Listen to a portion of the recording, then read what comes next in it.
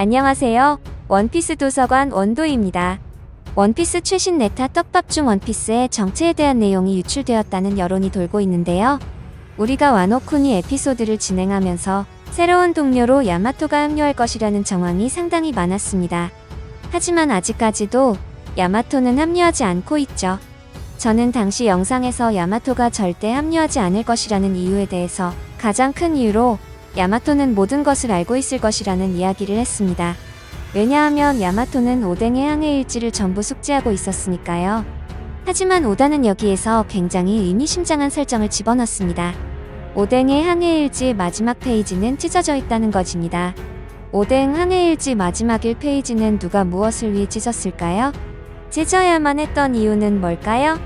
세상의 끝을 보고 왔기 때문에 야마토가 그것은 알지 못하게 하려는 급조된 설정이었을까요?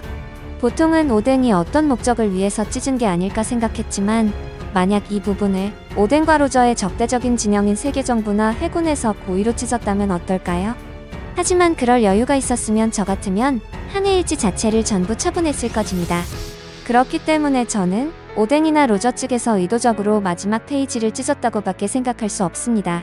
로저와 오뎅의 성격을 자세히 분석해보면 어느 정도 유추는 할 수 있습니다. 그들 입장에서 지금은 서두르지 말고 차근차근 앞에서부터 진행하라는 무언의 예시 같은 그런 느낌이죠. 길을 정해놓고 가지 말라는 뜻일까요? 로저와 오뎅은 원피스로 가는 길을 불특정 다수의 해적들이 창의적으로 모험하길 바랬을 것입니다. 우리의 답은 이거였지만 새로운 시대의 정답은 다르길 바랬을 겁니다. 과거 레일리의 발언을 떠올려보면 더욱 비슷한 느낌을 받을 수 있습니다.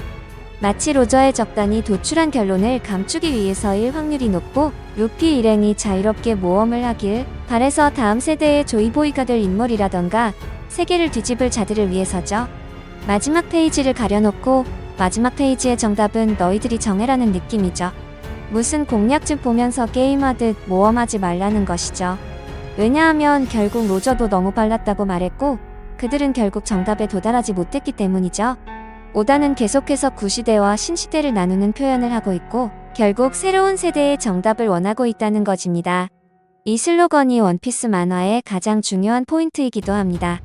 아니면 의외로 야마토가 혼자서 마지막 페이지까지 모두 확인한 후 자신만 그 비밀을 알기 위해서 찢어버렸을지도 모릅니다. 왜냐하면 야마토는 항상 출항을 원했고 마지막 내용을 자신만 알고 있다면 야마토가 최종 섬에 도달하여 원피스를 차지할 가능성이 높아지니까요. 그리고 또 하나의 의문점이 생기게 됩니다. 와노쿠니 이야기 당시 왜 로저는 시간 열매로 20년으로 날아가지 않았을까요? 이 부분은 오다 역시 굉장히 당황스러운 질문이 될지도 모르겠습니다. 그 당시 로저에게는 불치병이 있었고 로저는 그 누구보다도 먼저 알았을 것입니다.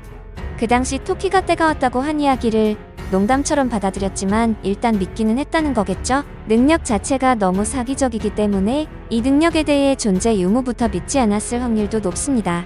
하지만 토키가 라프텔 도착 한참 전에 기낭해로 병에 걸려서 와노쿠니의 모모노스케와 히요리를 두고 돌아갔습니다. 그 후 로저와 오뎅 일행이 라프텔에 도달하게 되죠. 그리고 너무 빨랐다는 것을 알게 됩니다. 그리고 로저의 죽음은 이미 다가오고 있고요. 그 상태로 20년 후로 날아간다 한들 아무것도 할 수 없다는 걸 알고 있었던 게 아닐까요? 로저는 곧 죽으니까요. 그래서 토키의 능력으로 날아가지 않았다라고 생각해 볼 만하죠. 그리고 로저는 토키의 능력을 사용할 필요가 없었다는 생각도 해봅니다. 로저는 해군의 자수 후 대해적 시대를 열어야 했으니까요. 최신화에 다가오면서 우리가 이제까지 알지 못했던 민감한 떡밥들을 하나하나 풀고 있는 것 같습니다. 그리고 공백의 100년에 대한 이야기가 상당히 놀랍습니다. 원피스 세계관에서는 꼭 알아야 하는 전쟁이 있습니다. 900년 전 세계정부와 거대 왕국의 전력차가 굉장했고 두 세력은 격돌했습니다. 하지만 의문점이 있습니다. 이 전투에서 세계정부가 승리했지만 그들은 왜 그 역사를 숨기려 하는 것일까요? 도대체 무슨 일이 있었던 것일까요? 승리했는데 이 과정과 결과를 전설로서 자랑해도 될 텐데요. 저는 승리 과정에서 굉장히 공개하기 두려운 팩트가 숨겨져 있을 것으로 생각하고 있습니다. 이 과정과 결과를 유일하게 기록한 것이 있죠. 바로 절대로 부서지지 않는 기록, 포네그리프입니다. 우리는 항상 이런 생각을 해왔습니다. 도대체 포네그리프에 무엇이 기록되어 있을까? 영원히 부서지지 않는 물건이 왜 필요한 것인지 항상 궁금했다는 것이죠. 부서지지 않는 돌에 문자를 새겼다는 이 포네그리프의 존재 의의가 궁금하다는 이야기였죠. 저는 이 거대하고 단단한 포네그리프에 이런 것들이 적혀 있을 것으로 보고 있습니다. 조이보이와 세계의 고대 병기, 그리고 3대 희귀 종족의 비밀까지, 그리고 거대한 고대 왕국이 어떻게 물에 잠겼는지 이 부분도 분명히 적혀 있을 것입니다. 저는 오다가 지니샤를 언급한 것에 집중하고 싶은데요. 지금까지의 묘사를 본다면 800년 전에 죄를 짓고 걷는 것밖에 허락되지 않았다고 합니다. 도대체 얼마나 큰 죄를 지은 것일까요? 800년간 계속 걸어야만 하는 죄, 이건 뭐 전쟁을 일으킨 주범이거나 전쟁을 패배하게 만든 대역죄임급이 아니면 이해할 수 없습니다. 저는 거대한 왕국이 멸망한 계기가 지니샤의 실수 또는 오이라고 생각합니다. 아직 왜 거대한 왕국이 졌는지는 밝혀지지 않았지만 지니샤가 거기에 관련되어 있다는 것은 확률적으로 매우 높아 보입니다. 하지만 최근 공개된 이무의 강함과 능력을 생각해 본다면 오히려 조이보이가 패배하는 그림도 당연히 받아들일 수 있을 것 같습니다. 이무는 이미 6탄전도 강한데 도미리버시까지 쓸 수 있고 심지어 패기까지도 먹히지 않는다면 조이보이가 고대 병기를 모두 가지고 있다고 하더라도 힘들었을 수도 있다는 것이죠. 하지만 고대 병기가 3개가 모여야만 그 위력이 발휘된다고 했을 때 저는 충분히 이무와 싸움이 가능했을 것으로 보고 있습니다. 결국 전장 승패의 키워드는 지니샤였을 것입니다. 그리고 이무가 왜 D21족에 대해서 이렇게 치명적으로 반응을 하고 있는지 공백의 백령과 포네그리프의 증거가 충분히 새겨져 있을 것이라는 건데요. D21족의 첫 등장에 대해서 우리는 생각해야 합니다. 누가 가장 아름다운지 결론을 내릴 수 없었던 여신들은 인간에게 심판을 맡겼습니다. 여기서 이야기가 악마의 열매와 관련이 있다는 점에 주목하셔야 합니다. 빅맘의 기술 이름이기도 한 헤라는 자신을 선택하면 전쟁에서 승리하고 민족을 다스리게 해주겠다고 약속했습니다. 아테나 역시 전투에서의 승리를 약속했습니다. 반면 아프로디테는 세상에서 가장 아름다운 여자를 주겠다고 말했습니다. 트로이의 왕자 파리스는 아프로디테를 선택하고 그녀에게 사과를 주었습니다.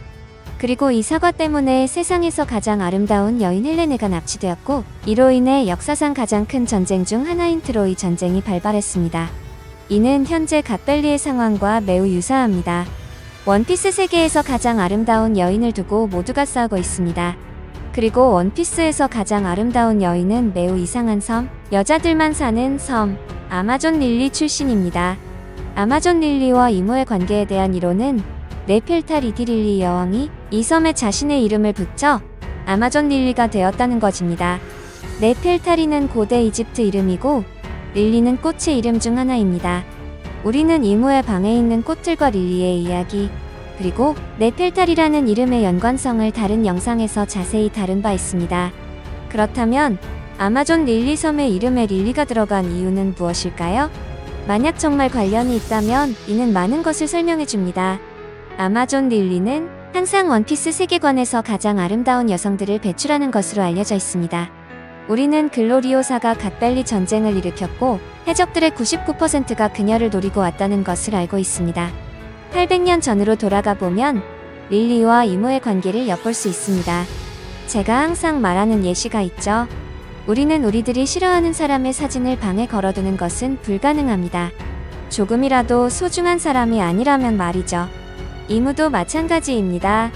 릴리는 알라바스타 왕국으로 돌아가지 않고 실종되거나 납치된 것으로 여겨졌습니다.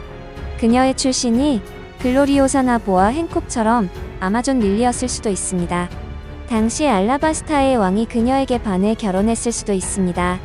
네펠탈이라는 성이 이 이론에 반대될 수 있지만 일본과 서양 국가에서는 아내가 남편의 성을 따릅니다. 만약 알라바스타의 왕이 네펠탈이 가문이고 아마존 릴리 출신의 여성과 결혼했다면 그녀는 네펠탈이라는 성을 갖게 될 것입니다.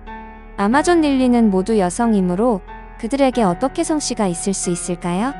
따라서 아마존 릴리의 여성들은 결혼하면 남편의 성을 따를 가능성이 높습니다. 샤키가 레일리와 결혼했다면 레일리의 성을, 로저와 결혼했다면 골드의 성을 따랐을 것입니다. 놀라운 사실은 네펠타리디 릴리 여왕이 아마존 릴리에서 가장 아름다운 여인이었고 그 때문에 섬 이름이 릴리가 되었다는 것입니다. 당시 알라바스타 왕은 코브라와 닮았을 것이고 코브라는 네일리와 닮았습니다. 이무는 릴리에게 반했지만 그녀는 이미 다른 사람의 아내였습니다. 그녀가 마지막으로 마리조아를 방문했을 때 실종되었는데 아마도 이무가 그녀의 실종에 책임이 있을 것입니다. 그가 그녀의 사진을 걸어두었다는 것은 그녀를 소중히 여겼다는 증거입니다. 위에서 말했던 야마토 동료 이야기를 조금 더 해보자면, 만약 야마토가 루피와 함께 항해를 시작한다면 모험의 몰입감이 상당히 떨어질 것입니다. 야마토는 모든 것을 알고 있기 때문이죠. 만약 이런 부분을 보완하기 위해서 야마토가 모른 척을 한다고 하더라도 독자들 입장에서는 야마토가 이미 알고 있을 텐데 왜 모르는 척을 하는 것인지 이해할 수 없을 것입니다. 그렇기 때문에 이 모든 것을 충족할 수 있는 마지막 동료는 바로 여러분입니다. 재미있게 보셨거나 재미없게 보셨다면 구독, 좋아요 부탁드립니다. 사랑한다고요.